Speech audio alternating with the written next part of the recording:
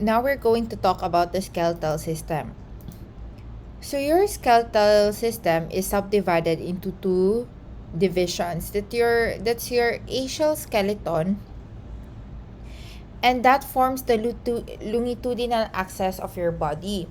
Your appendicular skeleton naman, that is the bones of your limbs and girdles. And in addition to bones, no, we also have your joints, cartilages, and ligaments. So, ayan. So, axial skeleton. Ayan. Your appendicular skeleton, it's more of your mga extremities. So, what are the function of your bone? So, first is for support. Your bones form the internal framework that supports the body and it cradles the soft organs. Like your leg, they act as pillar to support the body trunk when we stand, and the rib cage, you support your lungs. Second is for protection. The bones protect soft body organs. Example, the fused bones or the skull provide a snug enclosure for the brain. No? Allowing kahit matamaan kayo ng bola, no? Hindi kayo mag-worry if na-injured ang brain nyo. Your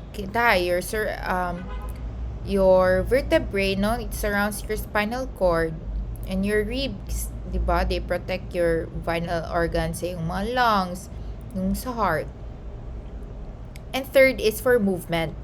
Your skeletal muscles, they attach to bones by tendons. And they use these bones as levers to move the body and its parts. So as a result, we can walk, we can swim, we can throw a ball, and we can breathe. Next is storage. So fat, no, is stored in your bone marrow. And the bone itself, it's a storehouse for minerals. And the most important of which is your calcium and phosphorus. Most of the body's calcium is deposited in the bones as calcium salts. But a small amount of calcium in its ion form must be present in the blood at all times for the nervous system to transmit messages, for muscle to contract, and for blood to clot. So fifth is for blood cell formation. Blood cell formation or hematopoiesis, they occur within the marrow's cavities of certain bones. So the adult skeleton is composed of 206 bones. And there are two basic types of your osseous or bone tissue. First is your compact bone. This is dense and looks smooth and homogeneous, while your spongy bone naman, as, diba, compact, so looks smooth and homogeneous. Your spongy naman, they are composed of small needle-like pieces of bone and lots of open space like a sponge, no? It's very self-explanatory. Compact bone, spongy bone. So, next, we have your long bones, no? Bones can be classified into four groups. That's long bones, short bones, flat bones, and your irregular bones. So, your long bones, since they're long, they're typically longer than they are wide. And they have a shaft with heads at both ends, and it's mostly compact bone. Your short bones naman, they are generally cube-shaped and contain mostly your spongy bone. So we also have their sesamoid bones. These are a special type of short bone that forms within tendons. And the best known example is your patella. Your flat bones, they are thin, flattened, and usually curved. And there are two thin layers of compact bone sandwiching a layer of spongy bone between them. So most of these bones are skull, ribs, sternum, they are flat bones. Irregular bones, these are bones that do not fit one of the preceding categories. They are called your irregular bones. So the bones that make up the spinal column and the hip bones, they fall into this group. So next is we have the structure of the bone. So gross anatomy. So for your long bone, we have your diaphysis or shaft. This makes up most of the bone's length and is composed of compact bone. Your periosteum naman, this is a fibrous connective tissue membrane that covers and protects the diaphysis. Then we have your perforating or Sharpie's fibers. Yan, diba? These are connective tissue that secure yung periosteum sa underlying bone. Next is your epiphysis. It's the ends of the long bone that consists of a thin layer of compact bone enclosing an area filled with spongy bone. Kita mo yun? It's consists of a thin layer of compact bone na merong spongy bone sa loob.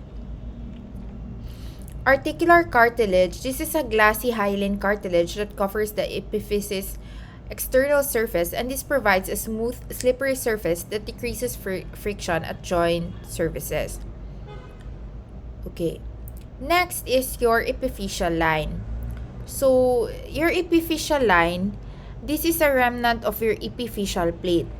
So, this thin line of bony tissue spanning the epiphysis that looks a bit different from the rest of the bones in that area. Next is your medullary cavity. This is the cavity of the shaft that is primarily a storage for the adipose fat or tissue in adults. So, red marrow forms blood cells in infants. So, osteocytes, these are your mature bone cells. And the lacunae, these are the tiny cavities, lacunae, these are the tiny cavities where osteocytes can be found.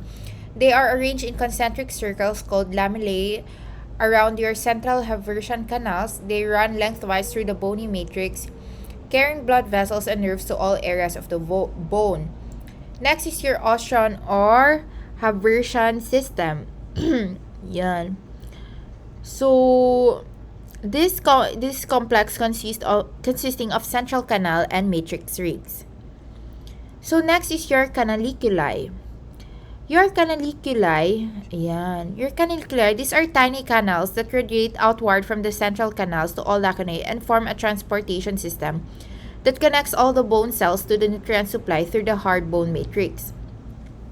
Next is your perforating Volkmann's canals. This completes the communication pathway from the outside of the bone to its interior and run into the compact bone at right angles to the shaft. So, bone formation, growth, and remodeling. So, before 8 weeks, the skeleton of a human embryo is constructed entirely from fibrous membranes and hyaline cartilage. So, first is we have your,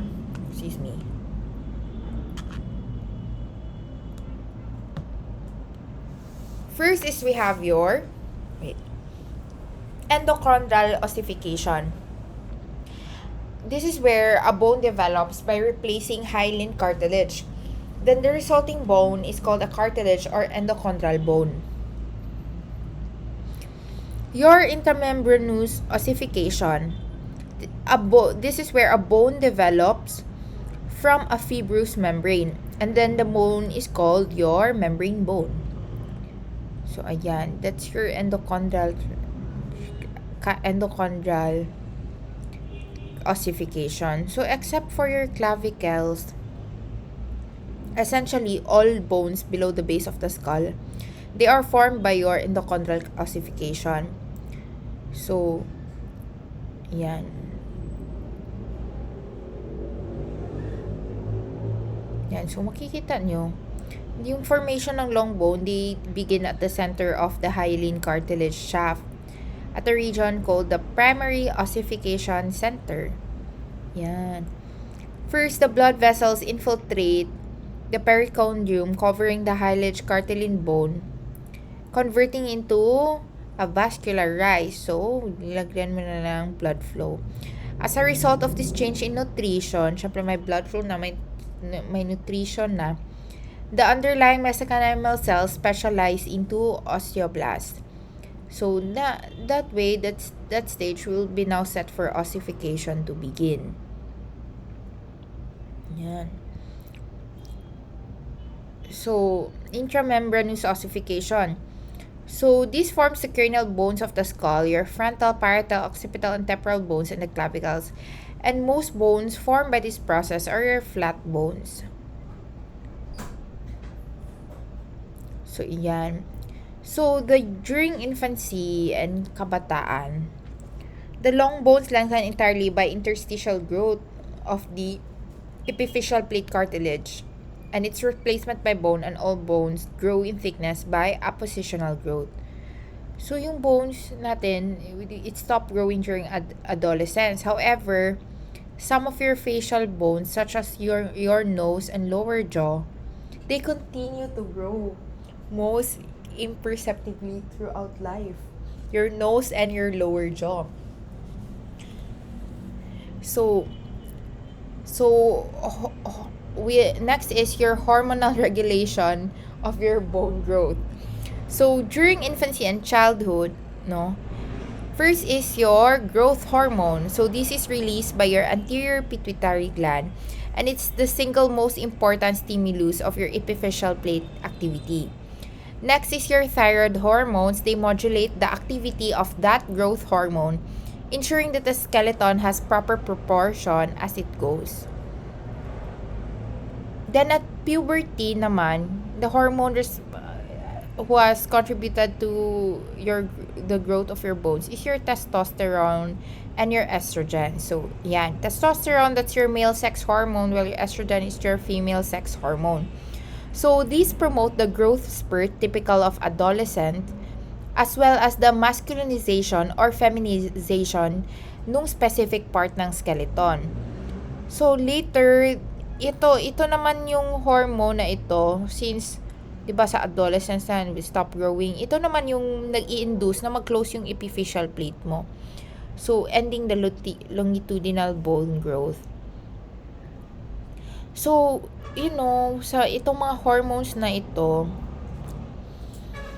pag may excess or merong kulang ng mga hormones nito, this will result in abnormal skeletal growth.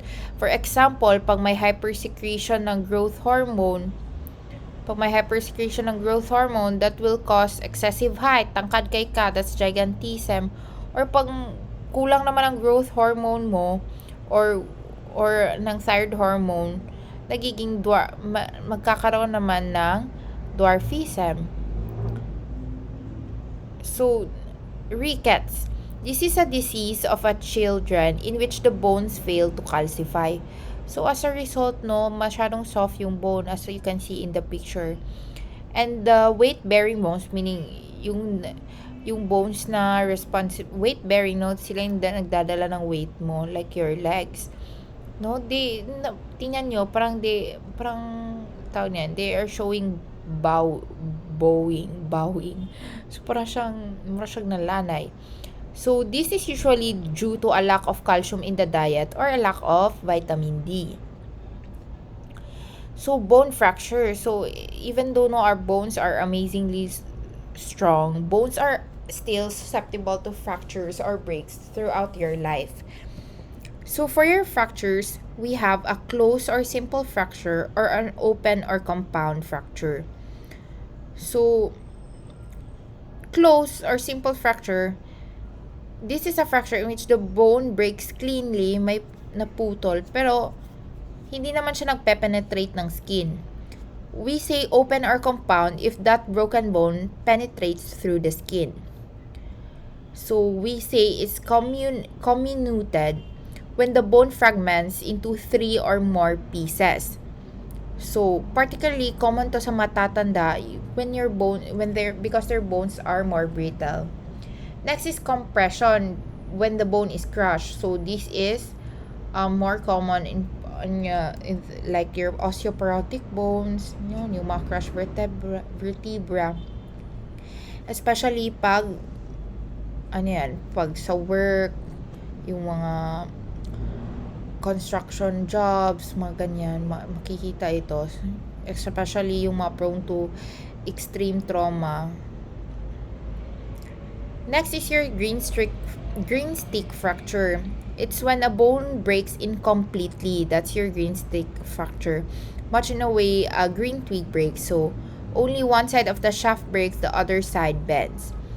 So, common in children whose bones have relatively more organic matrix and are more flexible than those of the adults. Spiral, klaro naman sa picture, it's a ragged break occurs when there's an excessive twisting forces are applied to bones. So, common sa sports fracture. Deep press, when the broken bone portion is pressed inward, typical of skull fracture.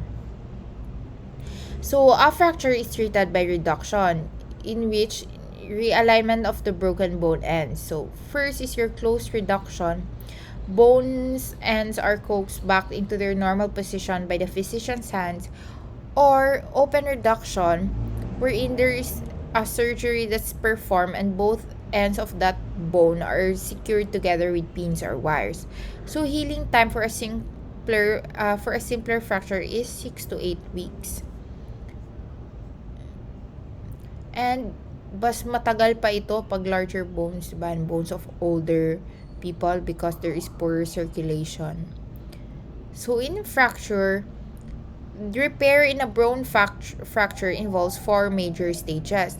So when a bone breaks, the blood vessels are torn and there's a hemorrhage. As a result, a hematoma, a mass, no, para siyang kumpul-kumpul ng clotted na blood because of the fracture. It forms at the fracture site. Soon then, the bone cells kasi na-deprive na sila ng nutrition, they die, and the tissue at that site, they become swollen, painful, and inflamed. So next is, nagkakaroon ng early event of tissue repair. No, there is growth of new capillaries. Ayan, may mga growth na of new blood vessels into the clotted blood at the site of damage, and the disposal of dead tissue by your phagocytes. So later on, when you go to immunosero, you will be familiarized, and hematology, you will be familiarized with all of these. So hala ni good tawag na good to know, nice to know. Nice to know, di pala good to know. Pero ano pa to, masyado na tong complicated. So as this goes on, connective tissue cells of various type form a mass repair tissue. No, that's the fibrocartilage callus. Excuse me, wait lang. And this contains several elements: your cartilage matrix, some bony matrix, and collagen fibers. And they act as a splint, no? Katulad ng splint, pag di ba may fracture first aid. They act as a splint to the broken bone, closing the gap. So third, as more osteoblasts and osteoclasts migrate into the area and multiply, the fibrocartilage callus is gradually replaced by the bony callus made of spongy bone. So ayan, so fourth, over the next few weeks to months, depending on the bone size and site of the break, the bony callus is remodeled in response to the mechanical stress placed on it so that it forms a strong permanent patch at the fracture site. So first, let's discuss your eggshell skeleton. So as noted earlier, no, the skeleton is divided into two parts. That's your eggshell and appendicular skeleton. So your eggshell skeleton, they form the longitudinal axis of the body. That's your skull, your vertebral column, and your thoracic cage. So first, let's discuss the skull. So the skull is formed by two sets of bones. That's your cranium and your facial bones. The cranium, this encloses and protects the fragile brain tissue, while your facial bones naman, they hold your eyes in the anterior position and allow your facial muscles, no, to show emotions and feelings through smiles or frowns. No, but all but one of the bones of the skull are joined together by sutures. No, sutures are interlocking, immovable joints. So only ang mandible mo, ang jawbone mo is attached by a freely movable joint. The rest is joined together by sutures. No, those are immovable joints. Next is your cranium. So your cranium is box-like and it's composed of eight large flat bones. So you have your parietal bone ito, no? Meron din to sa other side. That's why it's a paired bone. Your parietal and your temporal. Ito. Your parietal and your temporal bone. Since meron din to sa kabila, no? They are paired bones. The remaining others, like your frontal bone, your occipital bone, no, they are single bones. So the paired parietal bones, your temporal and parietal, they form most of the superior and lateral walls of the lateral walls of the cranium. So another nice to know, no, itong mga sutures, pero okay na to. Your four larger sutures occur when the parietal bones articulate. So you have your coronal suture, where the parietal bones meet the frontal bone anteriorly. Next is your sagittal suture. Your sagittal suture, where the parietal bones meet superiorly at the cranial midline. Your lambdoid suture, yan, where the parietal bones meet the occipital bone posteriorly. And your squamous suture, where a parietal and temporal bone meet on the lateral aspect of the skull. So that's your coronal suture, your sagittal suture, your lambdoid suture, and your squamous suture. So the external acoustic meatus, this is a canal that leads to the eardrum and the middle ear, and it is the route by which the sound enters the ear. So we also have your styloid process, a sharp needle-like projection is just inferior to the external auditory meatus. So many neck muscles use the styloid process as an attachment point. Your zygomatic process naman, this is a thin bridge of bone that joins within the cheekbone anteriorly. Your mastoid process ito, which this is full of air cavities. It's inferior to the external acoustic meatus. So your jugular foramen ito, 'di ba? May mga butas yan, dami-daming You just know that that's a jugular foramen, no? And dyan dumadaan yung jugular vein, which is the largest vein of the head. No? Yan. So,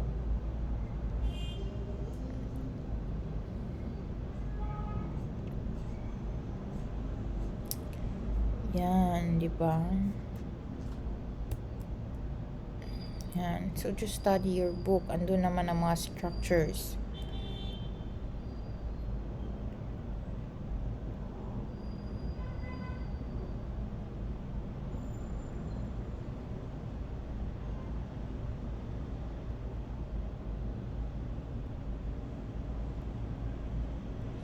Next is your vertebral column or spine.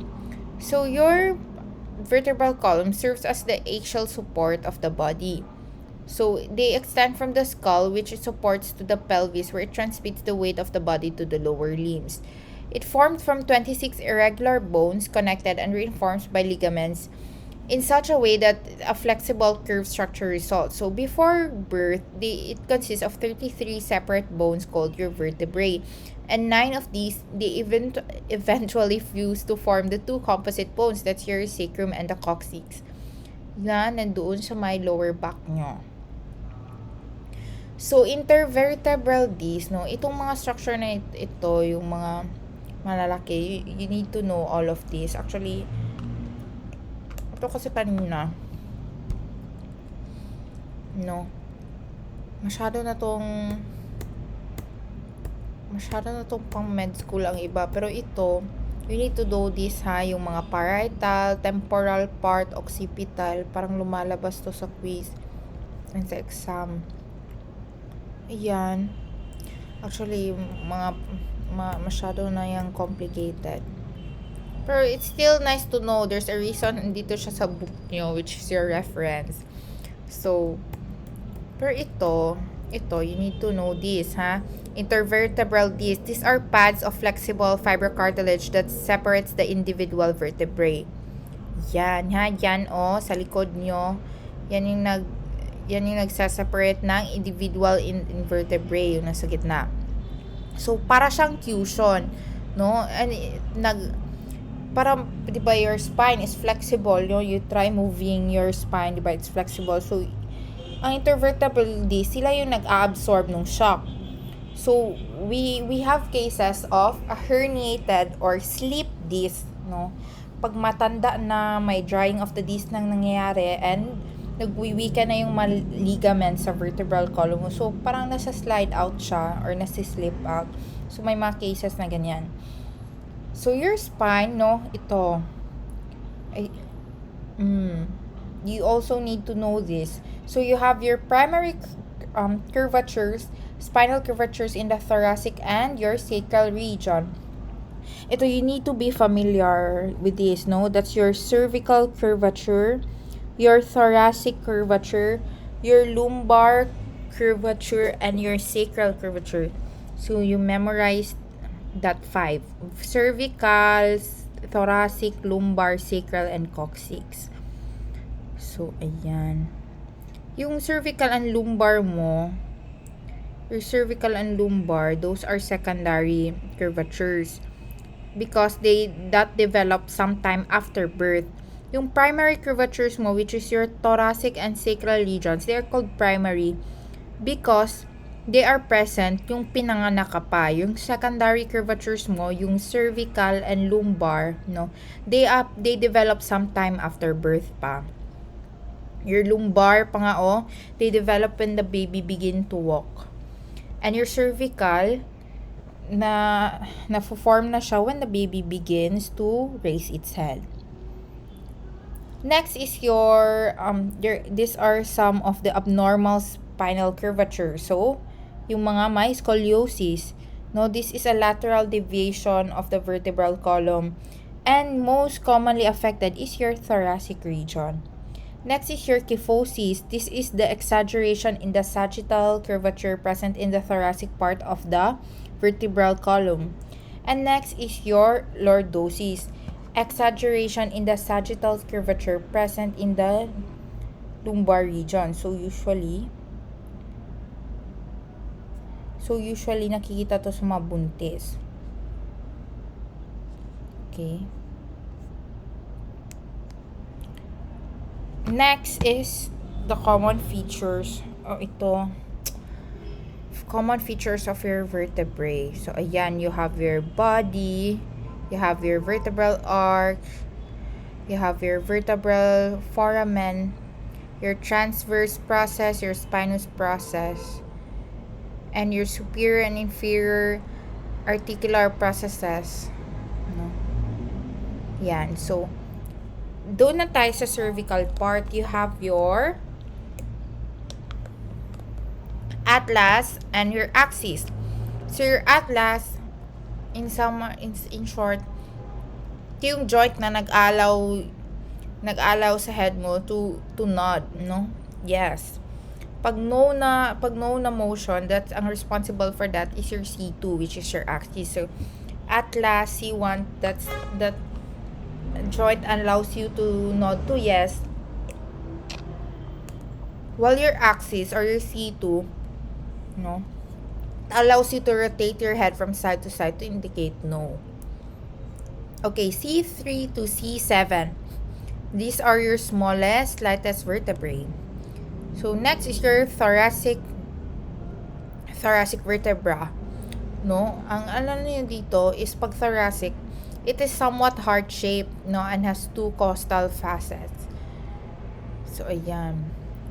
Your lumbar naman, malalaki yan sila kasi nasa baba na yan na part. And it's the sturdiest of the vertebrae. Ayan, remember niyo yung mga buzzwords kasi para hindi mahirapan. L1 to L5, sturdiest of the vertebrae, and they are block-like bodies. Next is your sacrum. These are formed by the fusion of 5 vertebrae. No? And it articulates, siya yung sumusunod sa L5, and it connects sa yung coccyx. So, ito yung nagpo-form ng posterior wall of your pelvis. Yan. Yan your coccyx, no? This is the human tailbone. Okay, next is your thoracic cage. So, this one, your bony thorax, it's composed of your sternum, your ribs, and your thoracic vertebrae.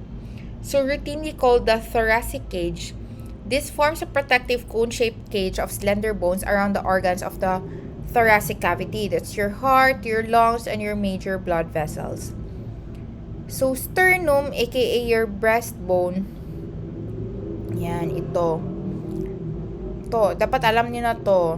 Sternum, this is the fusion of your 3 bones, your manubrium, your body, and your xiphoid process.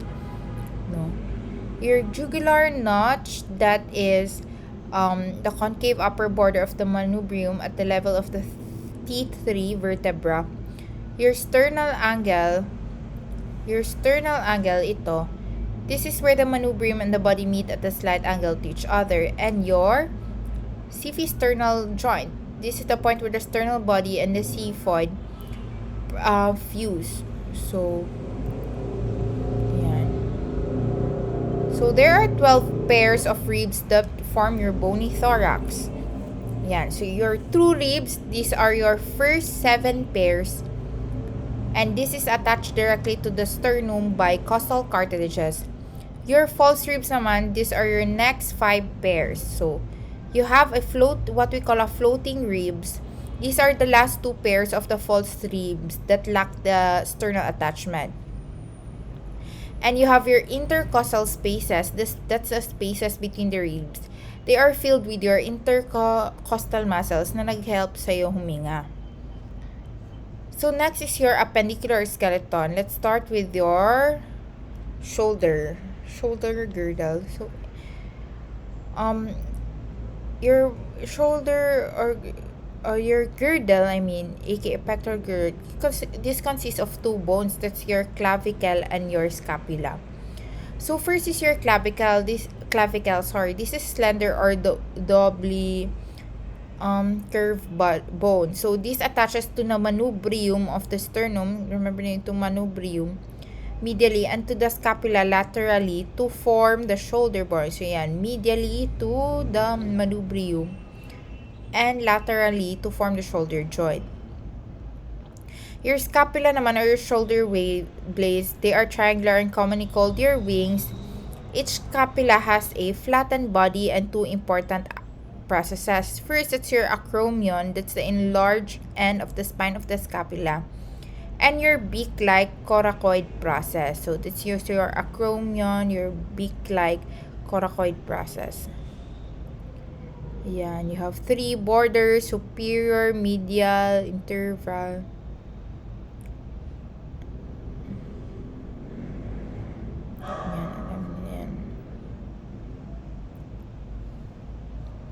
Ito, so, dapat nyo din malaman yung mga bones ng extremities. Ayan.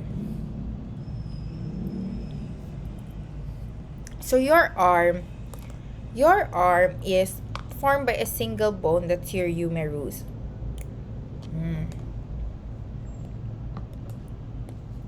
Ano ito? High-yield topper sa anatomical neck. Yan. So, dapat malaman mo at this point na this is your humerus. Yan.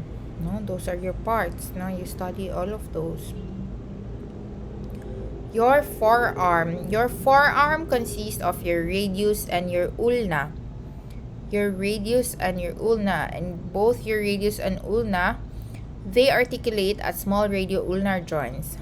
So, we also have what we call an interosseous membrane. These are flexible and connects the entire length of your radius and ulna. And both of these have a styloid process at the distal end. So, yan. Your hand has 8 carpal bones. And you have a metacarpals that composes your palms. And your phalanges. So, each hand has 14 phalanges. Your pelvic girdle, they are formed by 2 coxal bones and sacrum. So, your pelvis, this is formed by your pelvic girdle together with your coccyx. And the bones of your pelvic girdle is very important because this is the one that's responsible for bearing weight. Ayan, your ilium. These are your large flaring bone that forms most of your hip bone. No?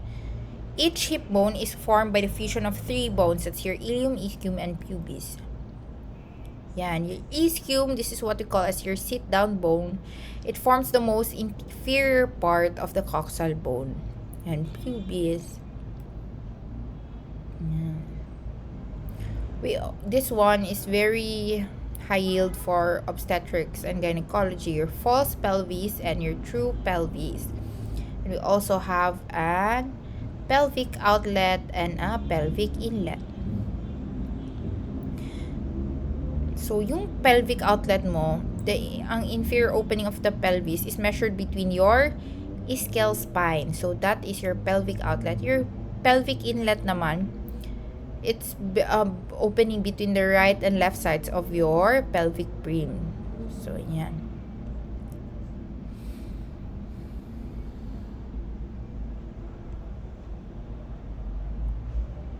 So, ayan. No, this one is very important because pag merong nahanap na pag merong nahanap na yung mga unidentified bones somewhere for forensics,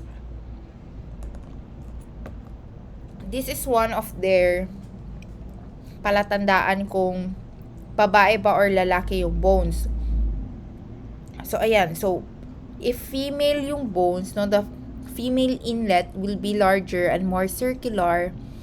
Yung female pelvis is, as a whole, is shallower and the bones are lighter and thinner.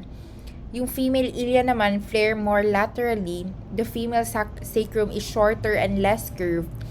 Your female ischial spines are shorter and farther apart, thus the outlet would be larger. No, because all of these, and the female pubic arch is more rounded because the angle of the pubic arch is greater. So, diba, your female pelvic is made, no, to bear a child. So, that's why ganyan ang kanyang description. Next is your bone of your lower limbs. So, don't forget, your lower limbs, they carry your total body weight when we are standing. So, yung mga bones talaga sa yung lower limbs, no, they are thicker and stronger than your upper limbs. So, your thigh, your femur, that's the only bone in the thigh. It's the heaviest, strongest bone in the body. Yan. Familiarized. Your leg, that's your tibia and fibula. They form the skeleton of the leg. Your tibia, that's what we call the shin bone. That's larger and more medial, ha. Yan. So, meron ang tibia, they have your medial and lateral condyles. So, this is the one that articulates with the distal end of the femur to join the knee joint. Your patellar ligament, this is the one that encloses the patella. So, this is a sesamoid bone that attaches to the tibial tuberosity. While your medial malleolus, they form the inner bulge of the ankle. Ayan, your fibula. Ayan. Then your foot. No, your foot is composed of tarsals, metatarsals, and phalanges. So, you have first the tarsals, you have 5 metatarsals, and 14 phalanges. Your foot, your bones in the foot are arranged to form 3 arches, 2 longitudinal, medial, lateral, and 1 transverse. So, meron tinatawag na fallen arches or flat feet pag weak yung mga arch mo. Next is we have your joints. So, your joints are also called articulations. These are sites where 2 or more bones meet, and these hold the bone together securely but also give the rigid skeleton mobility. So, to classify the joints according to its functionality, no, this focuses on the amount of the movement the joint allows. First is your synarthrosis, that's your immovable joints. Next is your amphiarthrosis, your slightly movable joints. And we call them diarthrosis if they are freely movable. So, synarthrosis if it's immovable, amphiarthrosis if it's slightly immovable, and diarthrosis if it's freely movable. If we classify the joints according to structural, we have fibrous, cartilaginous, and synovial. Generally, your fibrous joints would be the one which is immovable. Your synovial joints are the one that's freely movable. And your cartilaginous, They have both immovable and slightly movable. So fibrous joints. So these are bones united by fibrous tissues. So first is your sutures. These are irregular edges of the bones interlock and are bound tightly together by connective tissue fibers, allowing essentially no movement. Your syndesmosis.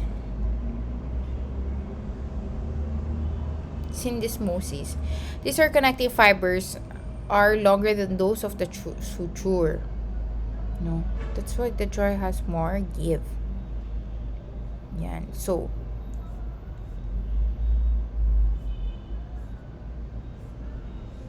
wait for a minute.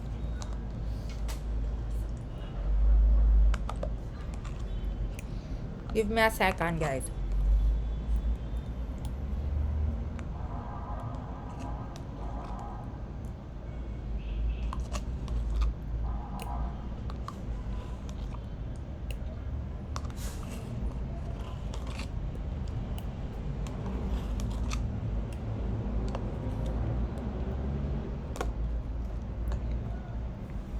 Okay.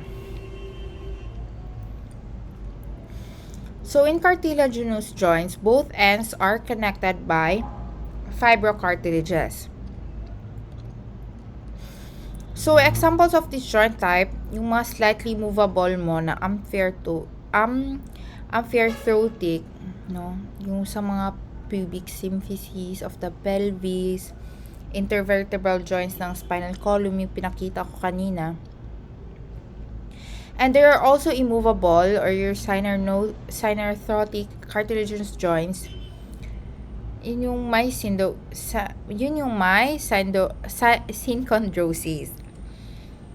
Okay, so your synovial joints, these are joints in which articulating both ends are separated by a joint cavity containing a synovial fluid. So there are 4 distinguishing features. First is your articular hyaline cartilage. This covers the ends of the bones forming the joints. Then there is an articular capsule. An articular capsule that is your fibrous capsule in your synovial membrane. This encloses the joint surfaces which is lined with smooth synovial membrane. Meron tayong joint cavity enclosed by articular capsule in which it contains lubricating synovial fluid. Ito yung joint cavity. And reinforcing ligaments. Ligaments that reinforms the fibrous layer of the capsule. No, you need to also be familiar that this is the bursa. These act like a ball bearing to reduce the friction between adjacent structure during joint cavity. So bursae or bursas, there are flattened fibrous sacs lined with synovial membrane and containing a thin film of synovial fluid. Then you also have your tendon sheath. This is an elongated bursa that wraps completely around a tendon subjected to friction. Ayan, so these are your types of synovial joints based on shape. Your plane joint, your hinge joint, your pivot joint, your condylar joint, your saddle joint, and your ball and socket joint. So for your homeostatic imbalance, yung mga diseases, not diseases, yung mga structural mga structural diseases that involves your skeletal system. So first is your sprain. So your sprain, when your ligaments or tendons are, your ligaments and tendons, they're the one reinforcing your joint. So but some point natapilo ka, na injure ka during a sport, they are damaged by excessive stretching. They are torn away from the torn away from the bone. Ako medyo suki na ako nito. This is what we call a sprain. So they heal slowly and are extremely painful. So remember, your tendons and ligaments, they are fibrous connective tissue, so they have poor blood supply. That's why when you have a sprain, it really heals slowly and extremely painful. Next is your arthritis. So your arthritis, it came from arth, which means joint, and itis, which means inflammation. So this can result, pag acute lang, that results from bacterial invasion and can be treated with antibiotic drugs. Or minsan, may nangyari na ang synovial membrane, it thickens and fluid production decreases, leading to increased friction and pain. But the chronic forms, that would include na your osteoarthritis, rheumatoid arthritis, and gouty arthritis. Next is your osteoarthritis. Osteoarthritis is also called your degenerative joint diseases and wear and tear arthritis. Hold on guys, because my laundry is here.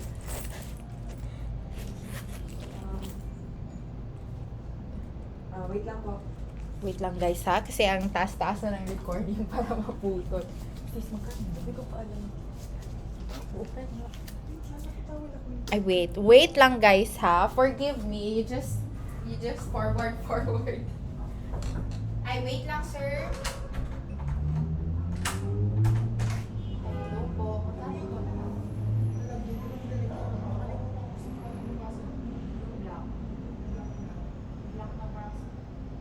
Black na net. Sige. Magkano po?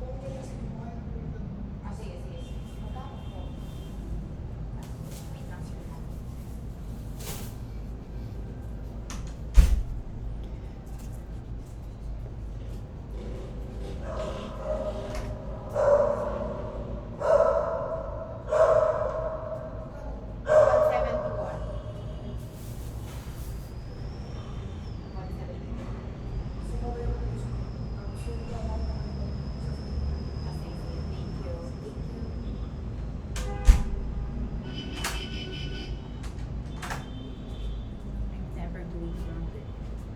Wala nilang bag. Anyways, I'm back guys. I'm so sorry. I'm just doing a screen recording, so hindi ko siya pwede ma-pause.